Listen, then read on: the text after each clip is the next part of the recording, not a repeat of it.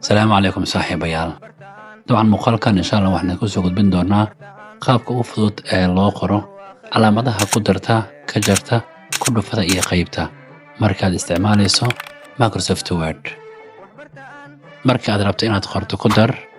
waxaad qoraysaa amarkan intaa kadib waxaad hal mar wada qabanaysaa Alt iyo xarafka X